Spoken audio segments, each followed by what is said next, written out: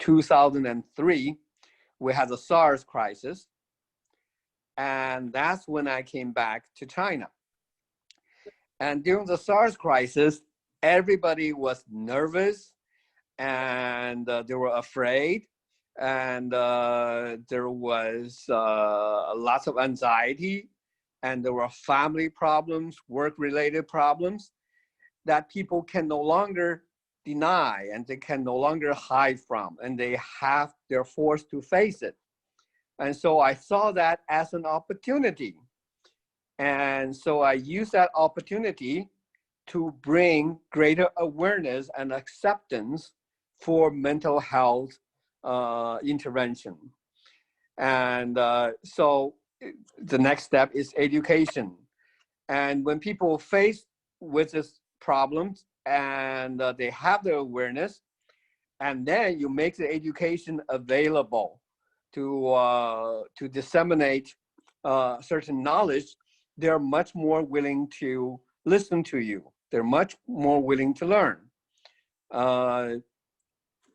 7-8 years before SARS, I came back to China to give free mental health related seminars and classes. They're free to the public, but nobody would show up because they're afraid to be seen as someone who has mental problems. You know, they're afraid of that. And so, but however, after SARS, it was an opportunity. When I had, in 2006, I took the opportunity on 52 weeks, for the whole year, on 52 Saturdays, I gave 52 different mental health related lectures on 52 different mental health topics, all totally free to the public. And every time it's a full house. And so the crisis of SARS brought the opportunity to bring awareness to mental health and to educate the public. And also the next thing is networking, because you can use the opportunity when you have a crisis. You have to work with certain people that you otherwise wouldn't be working with. So that could be medical professionals, maybe government agencies, maybe the universities, and maybe community leaders.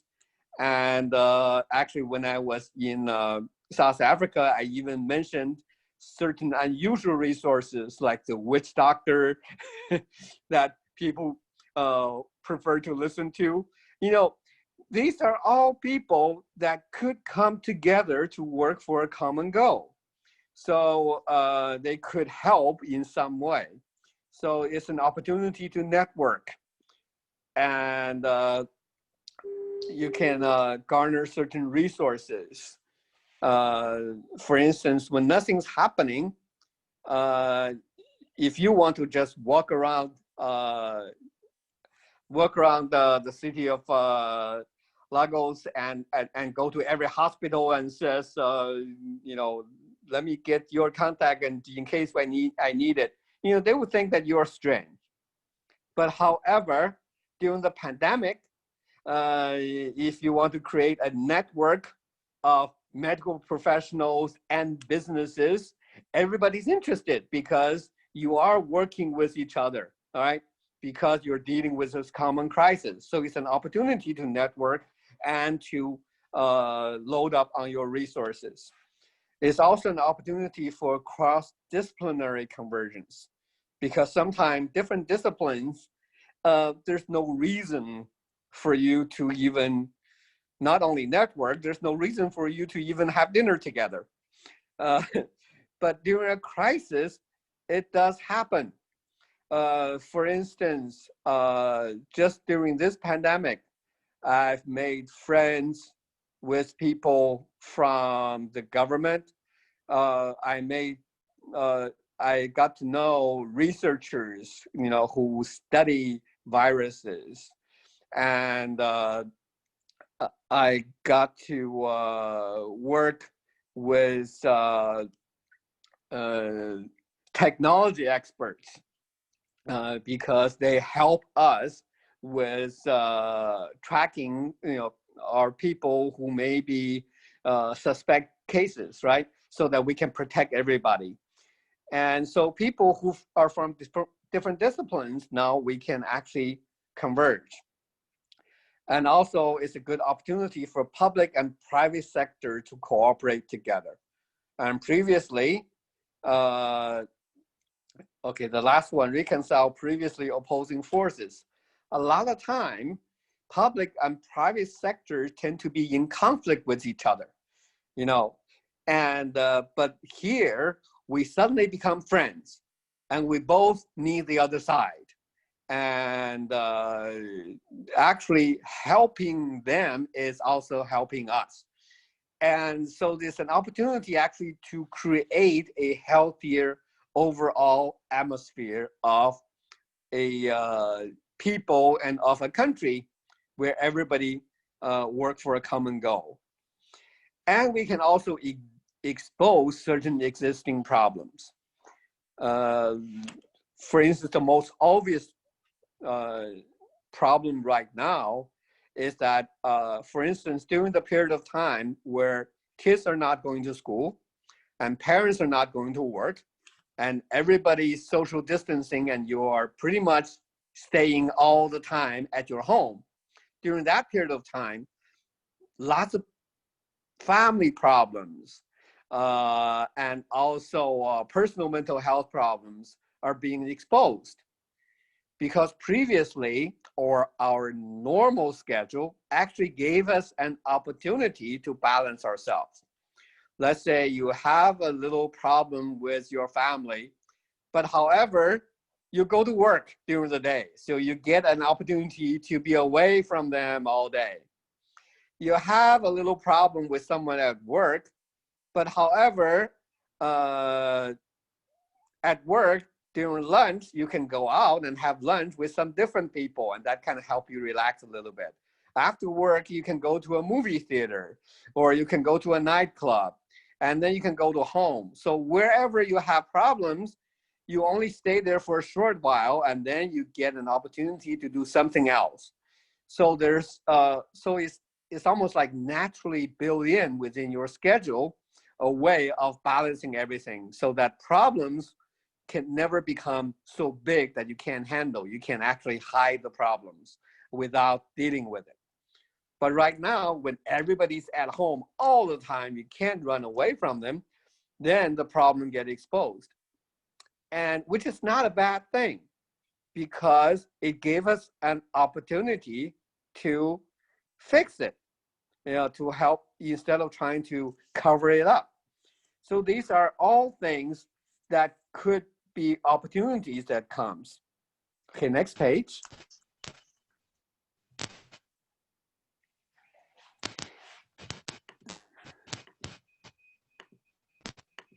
All right. Now, when we are working in EAP, much of our work actually, especially when dealing with a crisis, is actually reaction. What does it mean? It means things are happening and we are not in control. Okay, we're not in control. We're simply reacting to things. And that makes us feel quite helpless. And many of us can't see very clearly our value in this. We're not in control. But however, even just at the reaction stage, there are important things that we can do. The number one most important thing is called presence. Because during a crisis, if you think that you are not in control, consider the employees, okay? Consider the people that you're trying to help.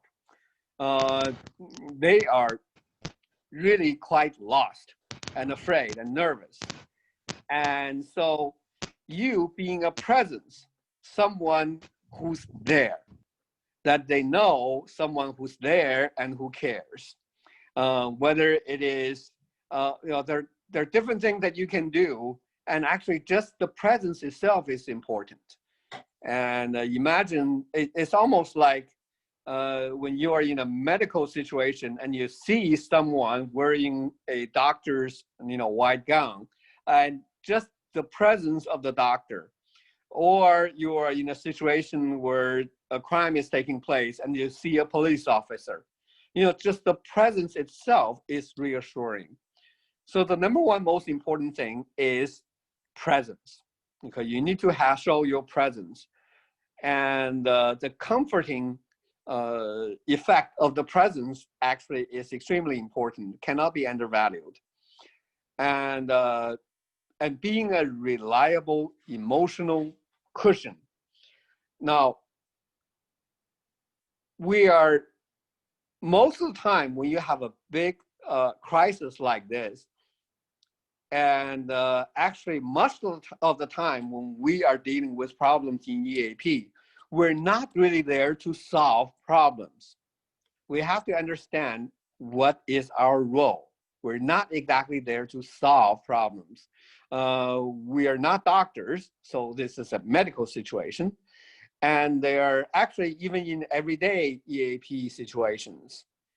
For instance, if someone has a personal problem, okay, my husband, is in prison, and my parents are both sick, and my kid, does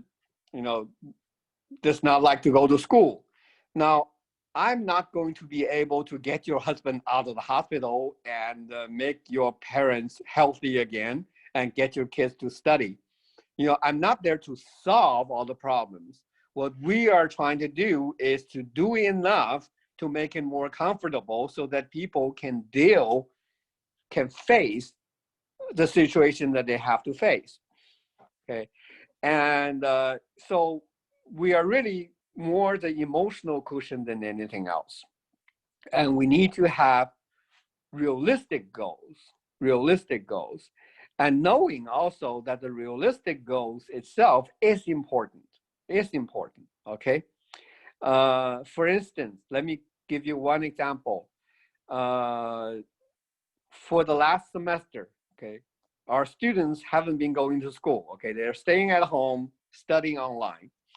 And parents are really having problems with this because parents go to work, they can't be there with their kids, and the kids cannot be with their friends.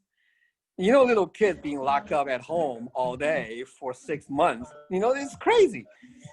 And so parents ask me, they've lost interest in study. How can I get them to study more? How can I get my child to do this? How can I get my child to do that? And so they try to help me solve all the problems. And I tell the parents, listen, the pandemic is a very unusual situation. It's not going to be here forever. And the most important thing during the pandemic, where the kids are at home instead of at school, is not how well he is doing math. So just remember the most important two things that you need to do. Number one, make sure he's not sick, okay? Stay healthy, number one. Number two is make sure he doesn't go crazy, okay? If he's healthy and not crazy after 6 months, you've done a good job, okay?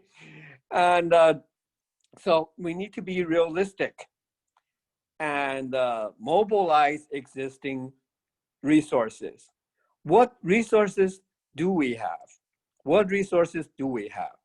And sometimes we forget what resources we have, and we can be really creative with it. For instance, I have several students who love music, and so I had these students organize an online concert for everybody at that school. And they absolutely loved it, okay? And because people are cooking at home, they're not eating in restaurant, so people are getting tired of eating the same food, even though they love, mom's cooking, but, you may not want to eat it every day. And restaurants are closed, during that time, and people want something different, but there are delivery services available. So we came up with another idea, which is everybody cook your favorite dish and send it to someone else. So we have a group of people who every day cook something and send it to another person in the group. So for a couple of weeks, everybody's eating something new, something different, and it became fun. So that's existing resources. You have some good cooks there. You have some good musicians there. And another thing is informational resource, because during the pandemic, there are lots of rumors and informations are numerous but unreliable. And so if you can become the reliable information source so that people can weed out, the noise and keep it simple, then you are doing a very good job. And the next thing is, eventually we need to get to the next level, which is called action. Now let's get to the next page. And the next page is from reaction to action. Actually, I already mentioned a couple of actions. For instance, that sharing of different dishes and the online concerts and things like that. So after the initial reaction stage, you can begin to identify emerging opportunities to take proactive action. For instance, you need to constantly take inventory of new information and resources because every day you are getting something new. And so this way, you become really the most knowledgeable and the most resourceful place. And the next thing is share information on what others are doing and its effectiveness. Because like you people, each working on different projects with different companies, and because we're all new at this, so one company, one EAP tried something and it worked, share it with the other EAPs, okay? And we're not competitors, learn from each other and try to,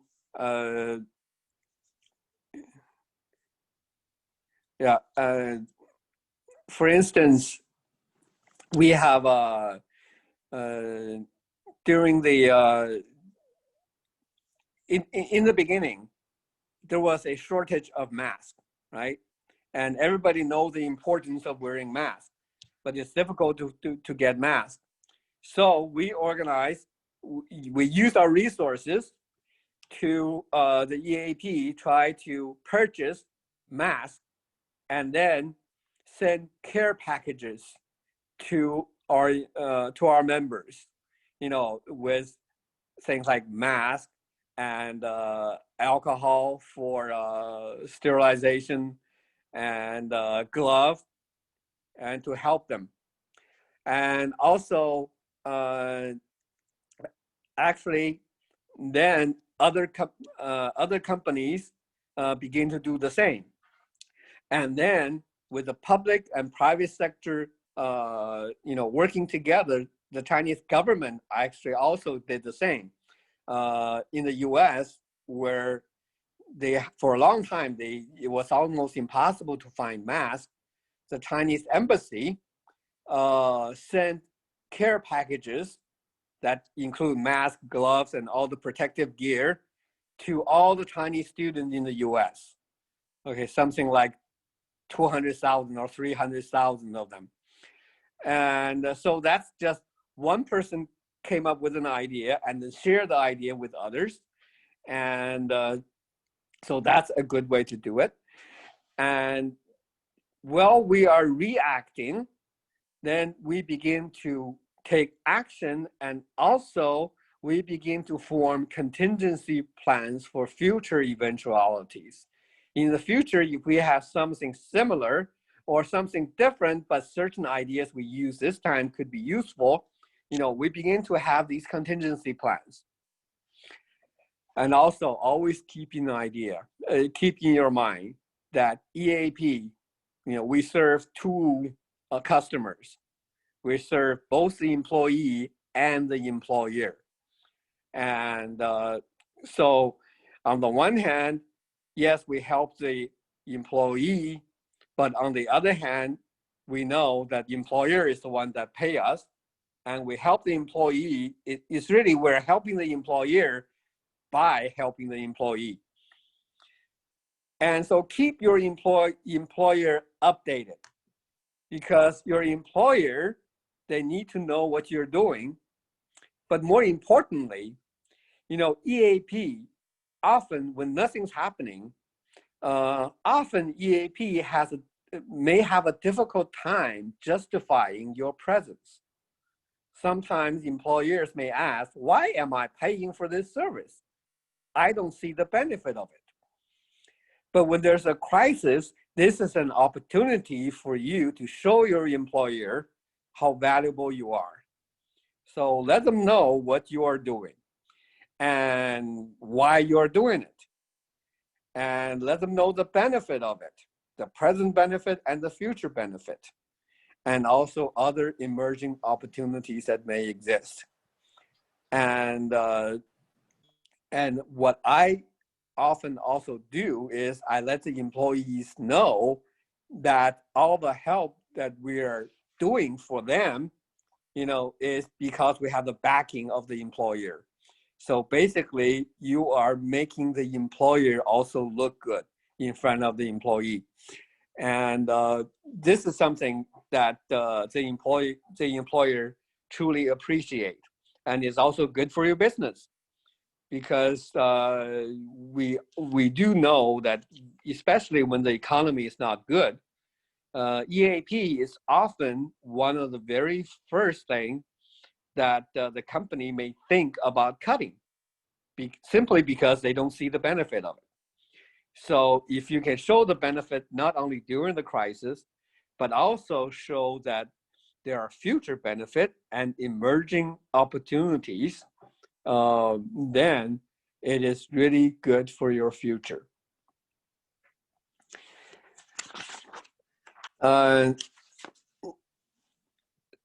Let me give you another example, just a recent story.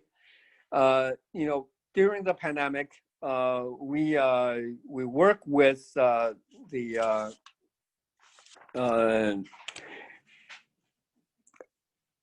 of the things that we do is that we ask the employees to give us update on their body temperature every day.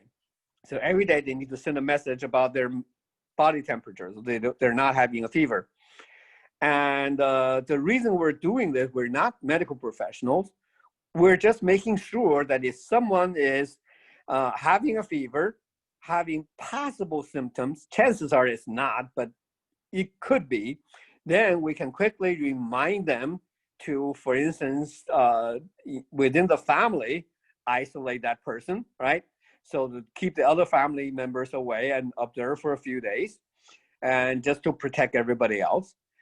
And also, another opportunity that could come up here is, EAP, many of the EAPs, we also help family members, or a lot of time we need cooperation from the family members to be really effective. But often family members are not necessarily very cooperative. And this pandemic gave us an opportunity. For instance, one of the things that we ask from the employee when we send them the care package is a special question. Say, do you have members in your family who work in a special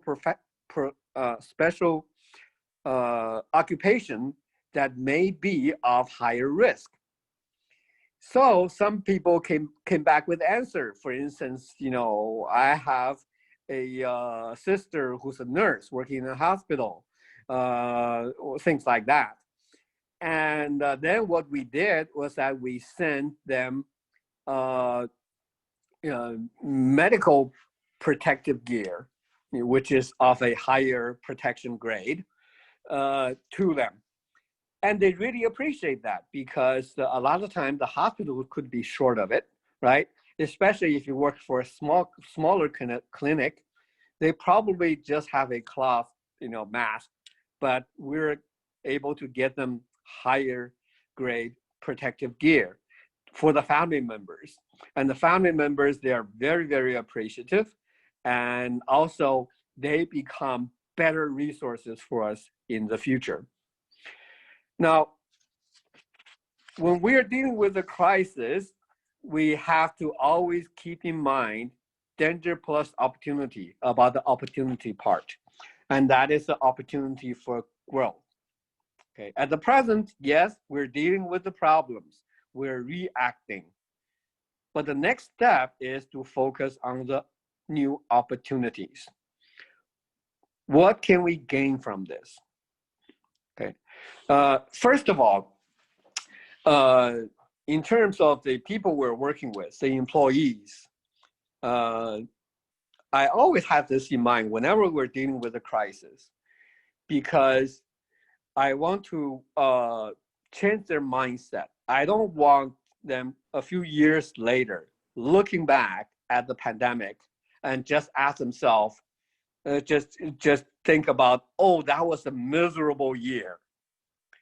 I want them to be able to think of something positive from it. Okay.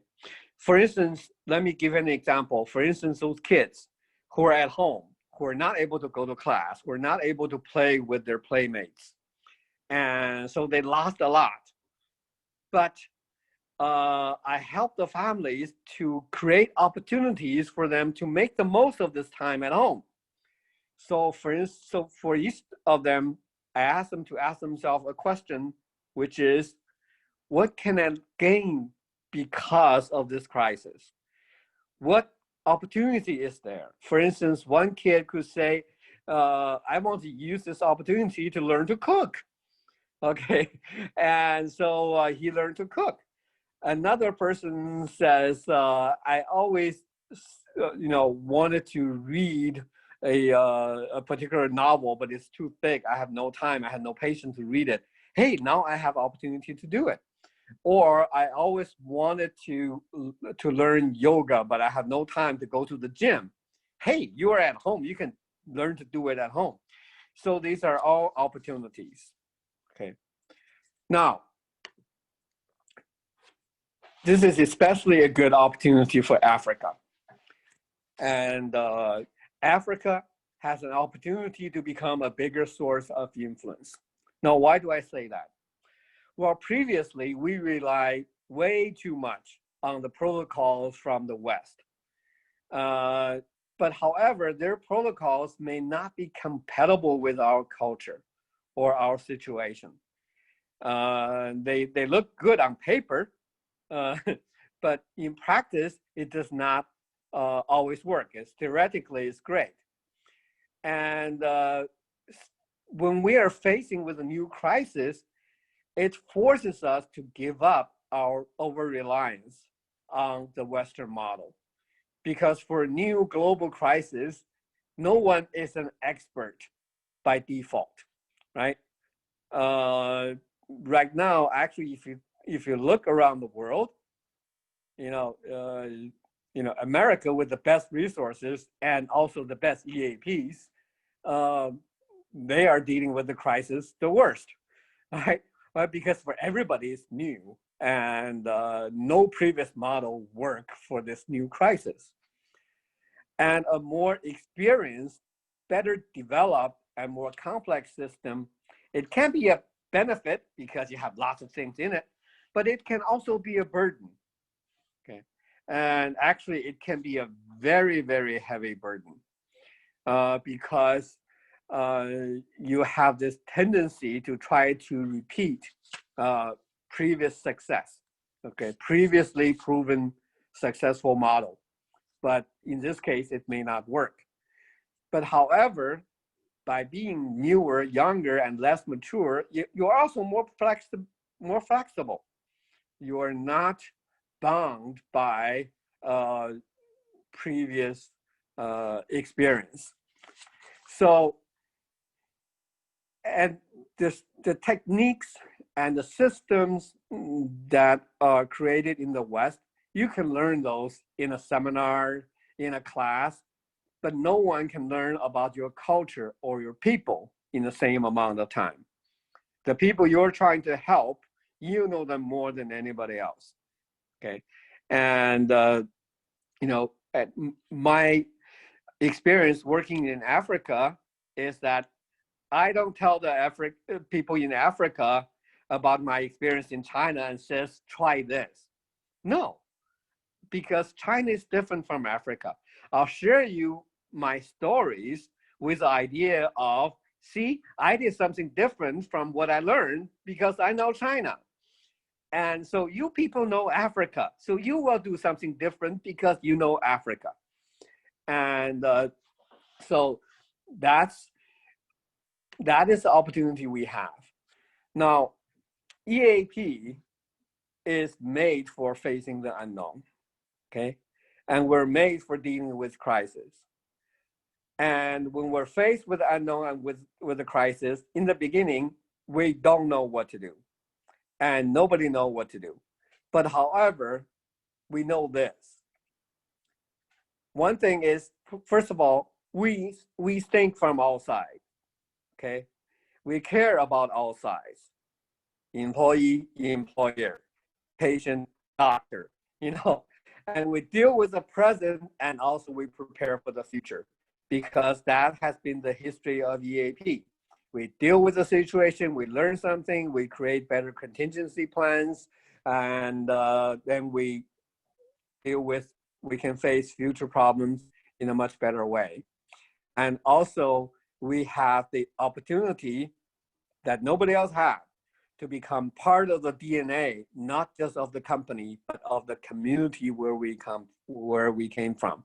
We are not just working for the company. We are part of the entire community because everything we do, especially during a crisis, means that we are dealing with different parts of the community. And in the process, we can leave a legacy. Our work made a difference, not just for individuals, not just for the company, but actually for the entire community. And that has been my experience in China. When I came back to China during the SARS crisis to be a volunteer, I took that opportunity to get more people see the benefit of mental health awareness and education. And then I took the opportunity to do the mental health education. And after that, when more people are aware and more people are educated, more people are more accepting, then I brought EAP in and brought it into the companies and then built the networking between private and public sectors. And so from there on, we keep building. And let me share with you another experience I had because I think I'm best known around the world now for working with several plane crashes, including the Malaysia airline. I made 370 disappearance. There's also the Asiana air crash, and there was also another air crash in China. While working with those crises, I was also looking for different opportunities. For instance, for the Asiana air crash, there were about 50 Chinese students on board. Most of them survived.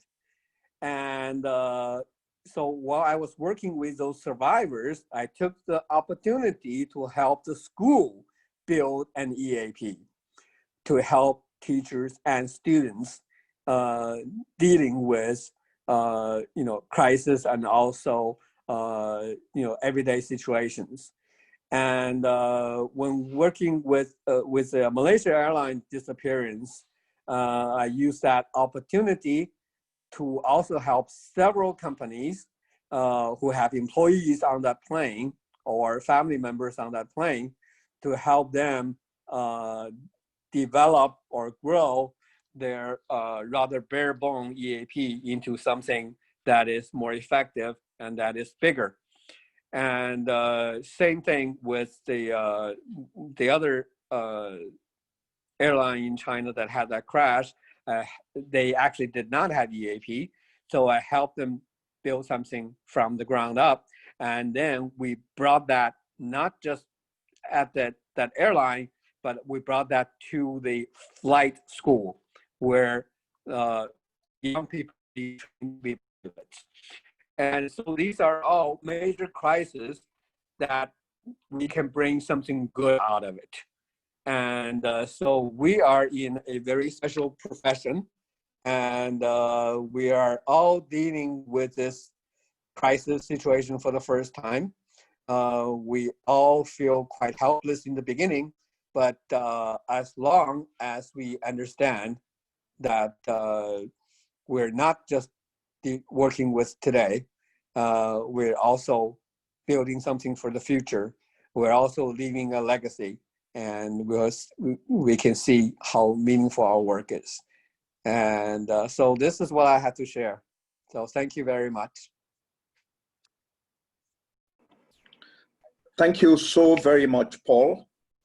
It is always a pleasure hearing you speak at public events. Let me acknowledge that the president of IPPA Nigeria, Dr. Marcelinos Nwaogu, joined us. We also have with us the president of both the past president of IPPA South Africa and the current president. A number of the South African colleagues have joined us. We heartily welcome them for this partnership. Before I call on the president of IPPA Nigeria to say a word, there might be one or two questions. People, if you have a question, you can either put up your hand or go to the chat session to put up your question. Our secretary, Mr. Tunji Odebi, will be coordinating the question and answer session. Tunji, over to you.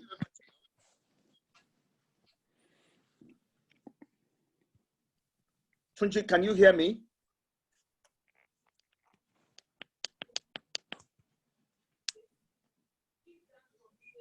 Tunji, can you hear me, please? If Tunji is not readily available, Bola, can you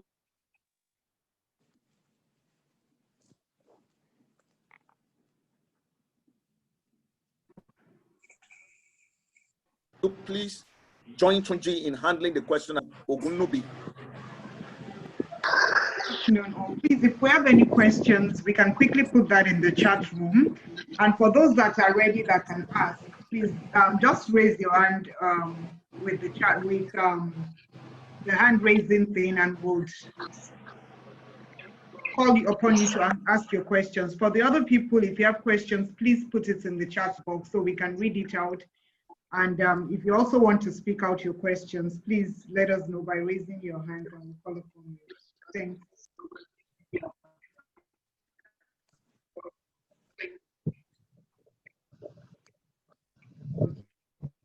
All right, Anita, please go ahead.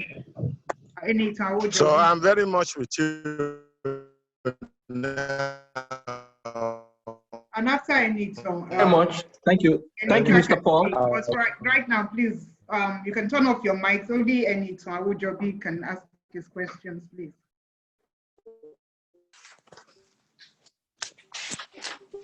Thank you very much, Mr. Paul. Thank you, the ESCO. With respect to Paul, I said one of the things we need to do is to be present.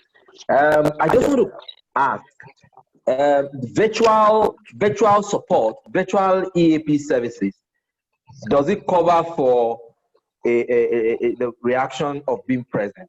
That's the question.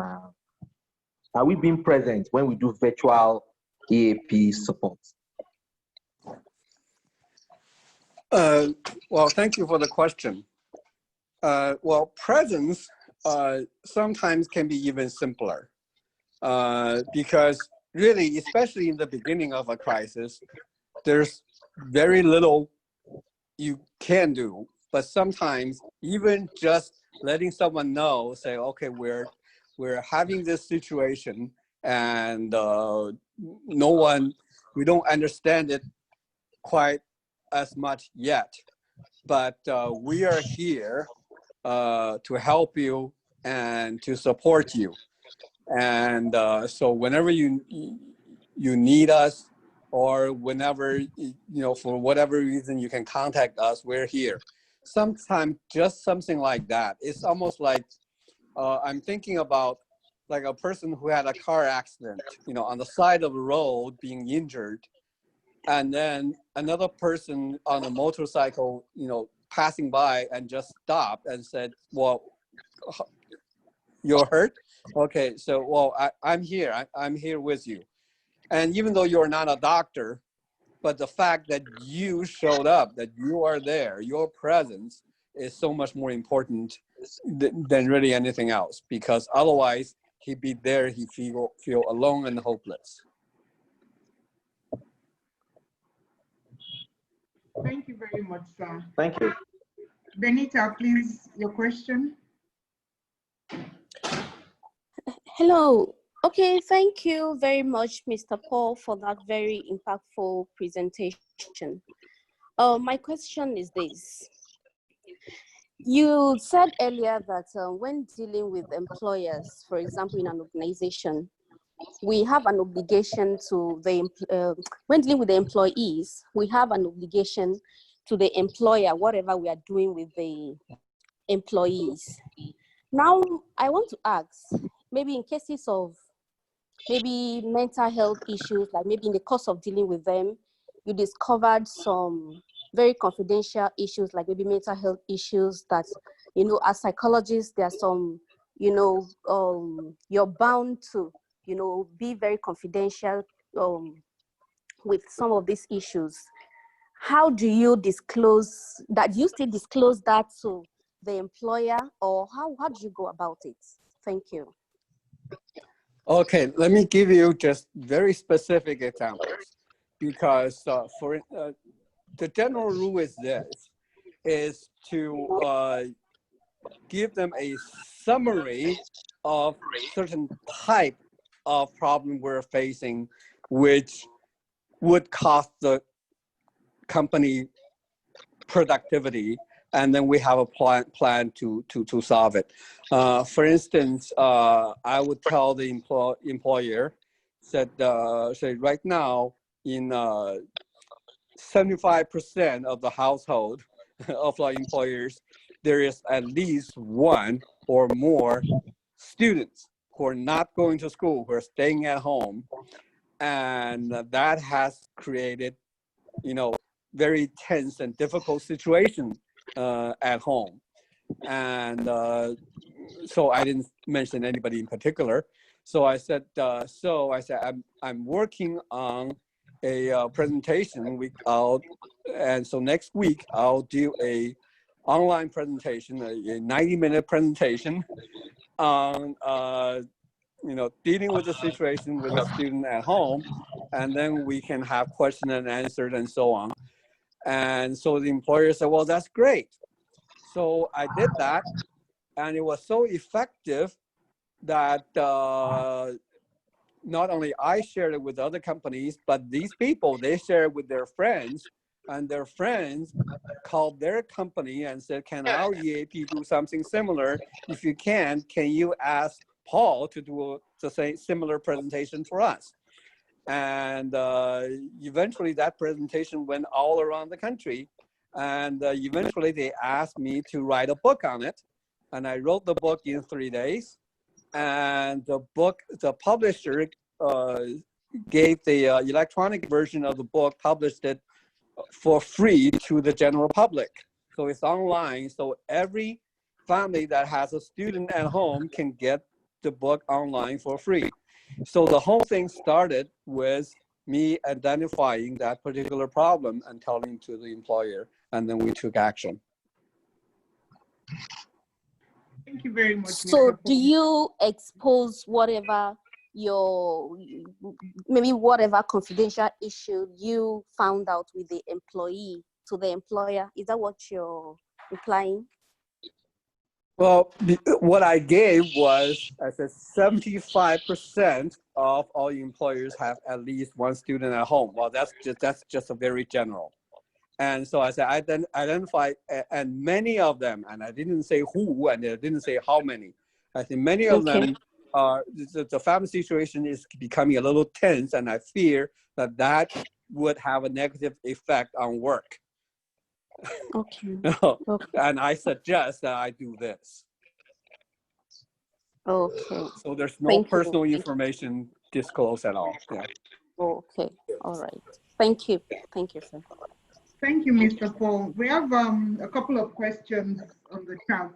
So one of them is from Dr. Inameka. He says, what made you specially fit for the airline crisis? Is there any specialty in EAP to deal with such crises?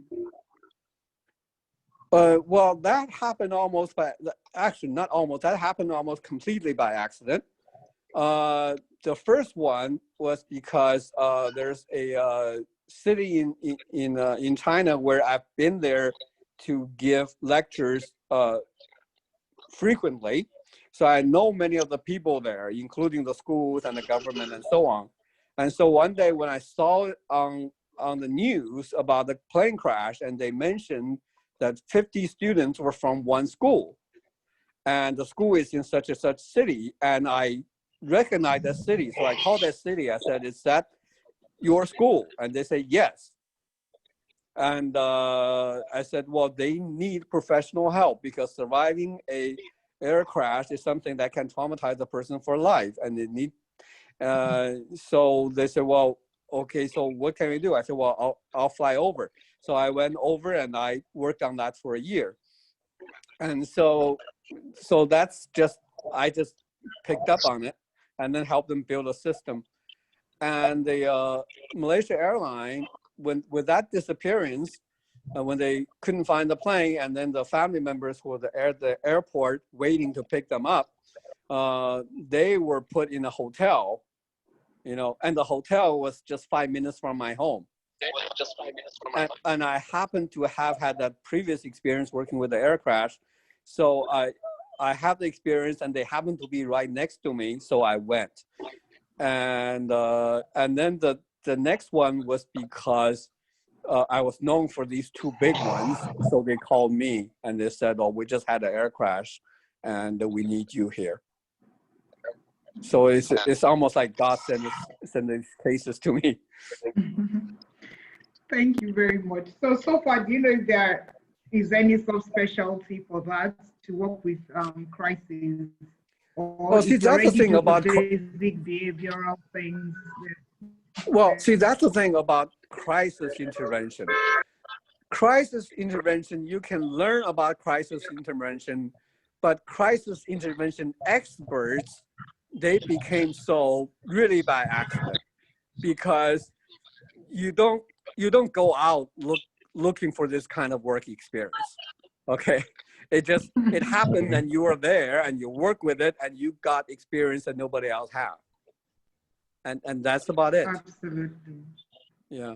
And really it's, I mean, there are certain experts who wish that they have no more work to do in the field, right? and I feel the same way. I hope that there's still more case to work in the field. Yeah. All right, we need to manage our time. We can go on and on. Let me call on our president, Dr. Nwagu, to please support. We will extend the same courtesy to the president, IPPA South Africa.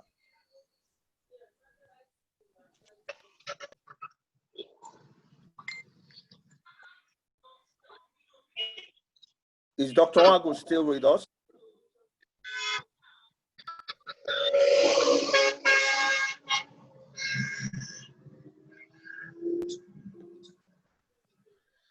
Hello, can we make the president of IPPA South Africa speak, then Dr. Nwagu can round up? Stella Eze will give the vote of thanks after that. Madam President, are you still with us? President IPPA South Africa, you were on. Yeah, she's still on. Hiloshi, are you with us?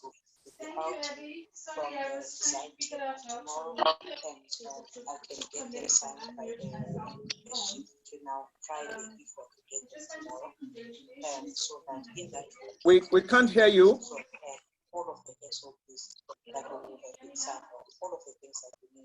Hiloshi, we can't hear you. To have, and then also give you a sense of the response that we would have had from the supervisors of those that needs to be revised.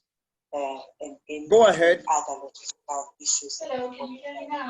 And yes. I'd be happy to have is somebody in your office also talking?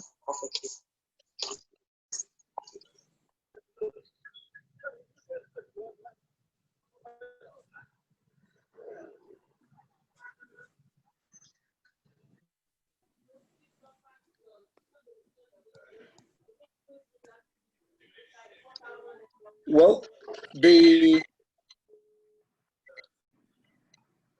topic of our workshop today is make every crisis an opportunity. What we in IPPA Nigeria has done with the pandemic is to make it an opportunity to learn, to deepen the professional competencies of our members, to put IPPA Nigeria on the global plane, and to interface with people from around the world. Our sisters, the first training session we had is from South Africa, the second is from Europe, the third is now from China. That of next month will be from Brazil. We want to thank everybody who has been part of the learning event. It has been a worthwhile experience for me, interfacing with the other continents and keeping friendship over the years. On that note, I will call on Stella Eze to please give the vote of thanks to Paul Ying. And Paul, when next you are in Nigeria, make sure you fellowship with us. Yes, I certainly will. Thank you all. Thank you, everybody. Yeah, good afternoon, all. Oh. Good afternoon, Stella. Yes, good afternoon, all. It's a pleasure to be on the platform and for us to continue with our learning event today. It's been very insightful, really insightful. What I find most amazing is the most interesting is the fact that with all the strategies, the protocols, and all the new ideas that are being touted, especially from the West, that we're also looking at situating it to suit our special purpose here in this part of the world. It will be interesting to pursue some of that even further, you know, even as we render services with the EAP. So Paul, we want to really thank you for a most insightful presentation. It's been very, very worthwhile. And we hope that this will continue. This will not be your last presentation with us. Anytime we call on you, I'm sure you'll be ready to render service once more. Thank you so much. Thank you for the organizers. And thank you everybody who is attending, who is on the platform. Thank you. Because if we didn't have an audience, we would not have a good time today. So, thank you, Reverend. Thank you. Sorry, Mr. Thank you very much. Thank you. Can you put the link to the book on the chat for us, please? Paul, can Yeah. we have a link for the book on the chat box? Exactly. Let me see where I can find it. It's yeah, it's called the Explosion of Joy. And let me see.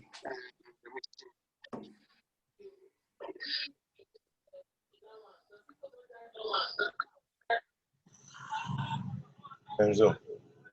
So we'll talk later.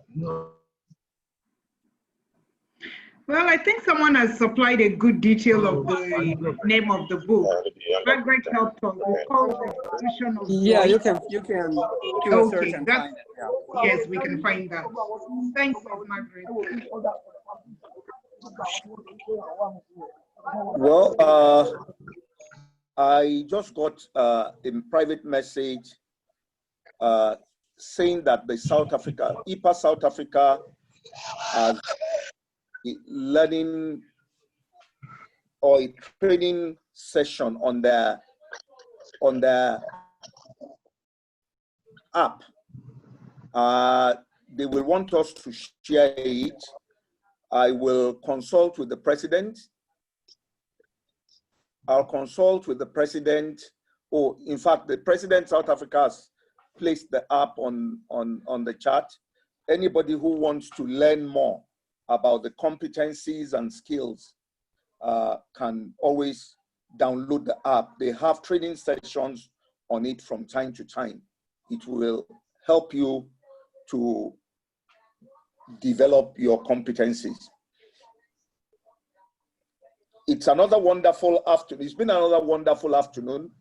I believe the next learning event will be on the 18th of the coming month, and we will be going to Brazil. So I wish you all well. Thank you once again, Paul. Have a lovely afternoon and make the best letter of the day. God bless you. Thank you very much, Venerable. Thank you for the wonderful opportunity. Thank you. Thank you very much. Thank you very much.